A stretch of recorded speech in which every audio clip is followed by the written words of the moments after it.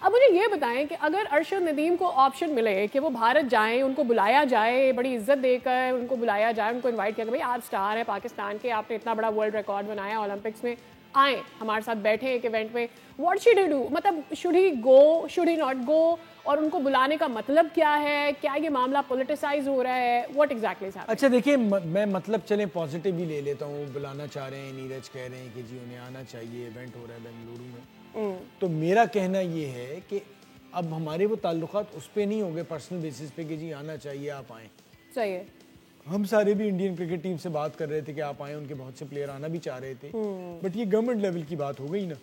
تو اب ہمارا ایک سٹار جو اولمپک میں جس نے تباہی مچا دی، اتنے ریکارڈز بنا دیے، اب وہ کیوں جائے؟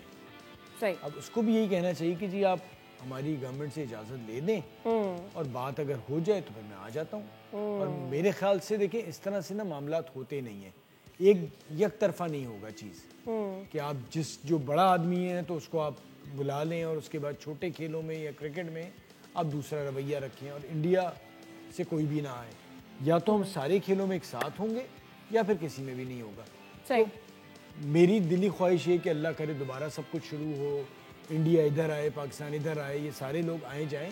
لیکن کیونکہ بی سی سی آئی نے جس طرح کا رویہ رکھا اس کے بیسس پہ جو چیئرمین کرکٹ بورڈ ہمارے محسن نقوی صاحب، انہوں نے خواتین کرکٹ ٹیم کے حوالے سے بھی کہا ہے کہ جی یہ تو ایگریمنٹ ہے، ہم تو نہیں جائیں گے.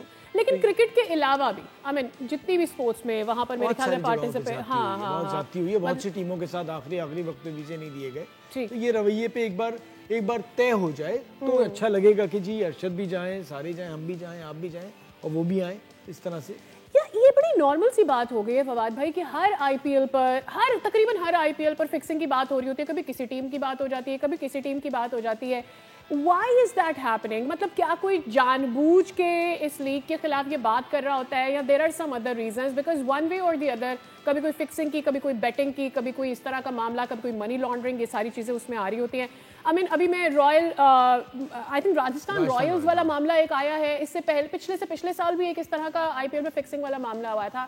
ایک ٹیم تو پوری واش آف ہو کر واپس بھی آ چکی ہے. I am not going to go into details, but why is it happening? اور کیا بی سی سی آئی اس پر قابو پانے میں ناکام ہو رہا ہے یا ان کی توجہ نہیں ہے؟ all that matters is money for them. Sadia اتنی بڑی لیگ ہے اور یہ T20 لیگ میں ساری دنیا میں اس قسم کے مسائل ہیں. اچھا ٹھیک ہے، آپ ابھی تک اچھی بات یہ ہے کہ کوئی کھلاڑی جو ہے اس کے کوئی نام نہیں آ رہے اور جو بھی چیزیں آتی ہیں واضح اس پہ ڈیسیجن لیتے ہیں. کبھی کسی پہ، ابھی ممبئی انڈینز کے ایک صاحب تھے، ان کو بین کیا گیا. اسی طرح جیسی انہیں پتہ چل رہا ہے اس کو روک رہے ہیں. پر جہاں تک T20 اور لیگ کرکٹ کا تعلق ہے، ایک ریالٹی ہے کہ اس میں اسپاٹ فکسنگ اور ان ساری چیزوں سے بچا نہیں جا سکتا. اب کوشش یہی کرنی ہے کہ جتنا زیادہ سے زیادہ آپ اس کو پکڑیں اور لوگوں کو سزا دیں. سبسکرائب کریں اور بیل دبائیں تاکہ کوئی خبر رہ نہ جائے.